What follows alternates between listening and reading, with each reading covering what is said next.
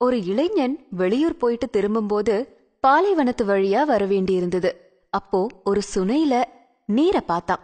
ஆவலோட ஓடி போய் அந்த நீரை பருகியவன் அந்த தண்ணியோட சுவையில அளவில்லாத மகிழ்ச்சி அடைஞ்சான். குடிமக்களை சிறந்த முறையில ஆட்சி செய்யக்கூடிய தன்னோட நாட்டு மன்னனுக்கு அந்த நீரை கொடுத்தா அவர் ரொம்ப சந்தோஷம் அடைவாரு அப்படின்னு நினைச்சு தன்னோட தோல் பையில அந்த நீரை கொஞ்சமா நிரப்பிக்கிட்டு போனான்.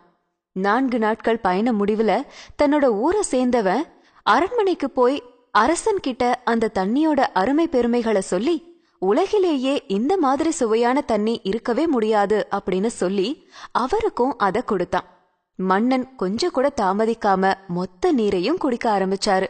இத பக்கத்துல இருந்து பாத்துட்டு இருந்த பட்டத்து ராணி, எனக்கும் அந்த தண்ணிய கொஞ்சம் கொடுங்களே அப்படின்னு கேட்டாங்க. எனக்கும் குடிக்க ஆசையா இருக்கு அப்படின்னு அவங்க சொல்ல, அத கேட்காம மொத்த நீரையும் அவரே குடிச்சு முடிச்சிட்டாரு. பிரமாதம்! உண்மையில இந்த மாதிரி ஒரு சுவையான தண்ணிய நான் இது வரைக்கும் என் வாழ்க்கையில குடிச்சதே இல்ல. உனக்கு எவ்வளவு நன்றி சொன்னாலும் பத்தாது. நீ நீடூடி வாழ்க அப்படின்னு வாழ்த்தினது மட்டுமல்லாம பரிசுகளையும் கொடுத்தாரு. இளைஞன் தன்னோட மன்னனுக்கு அந்த அதிசய நீரை கொடுத்த சந்தோஷத்துல திரும்ப போனான். அவன் போன பிறகு ராணி, என்ன இருந்தாலும் உங்களுக்கு இவ்வளவு சுயநலமாகாது. அந்த தண்ணிய எனக்கும் கொஞ்சம் கொடுத்தா என்ன குறைஞ்சா போயிடுவீங்க அப்படின்னு சொன்னாங்க.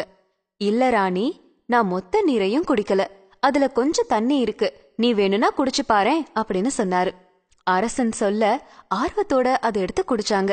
அத குடிச்சதும், சேச்சே, என்ன தண்ணி இப்படி நாற்றம் அடிக்குது அப்படின்னு சொல்லி அந்த தண்ணிய உடனடியா துப்பிட்டாங்க. அதுக்கு மன்னர் சொன்னாரு, உனக்கு அந்த தண்ணியில இருந்த சுவைதான் தெரிஞ்சது. ஆனா அவன் என் மேல வச்சிருந்த அன்புதான் எனக்கு தெரிஞ்சது. பாலைவனத்துல தாகம் எடுத்து அலைந்து திரிந்த ஒருவனுக்கு சாதாரண சுனை நீரே தேவாமிர்தம் மாதிரி இருக்கும். அத மன்னனாகியே எனக்கு கொடுக்கணும் அப்படின்னு நினைச்சு தன்னோட தோல் பையில நிரப்பி கொண்டு வந்தான். அதனால தோலுடைய வாடையும் தண்ணில ஏறிடுச்சு. தண்ணியோட சுவையும் முற்றிலுமா மாறிடுச்சு. அவன் இருக்கும்போது இந்த தண்ணிய நான் உனக்கு கொடுத்திருந்தா நீ இப்ப நடந்துகிட்ட மாதிரிதான் அப்பவும் செஞ்சிருப்ப. அவனுடைய மனமும் வேதனை அடைஞ்சிருக்கும். அன்பை விட இந்த உலகத்துல சுவையானது வேற எதுவுமே கிடையாது. நம்மள பெரும்பாலானோர் பொருளுடைய மதிப்பை தான் எடை போடுறோமே தவிர அதுல இருக்கிற அன்பை பாக்குறது இல்ல. அப்படி செய்யறது உள்ள இருக்கிற முத்த பாக்காம சிப்பிய ஒதுக்குற மாதிரி தான். நீங்க வாழ்க்கையில அந்த மாதிரி எத்தனை முத்துக்களை தவற விட்டு இருக்கீங்க அப்படின்னு தெரியுமா? இனியாவது விழிச்சுக்கணும்.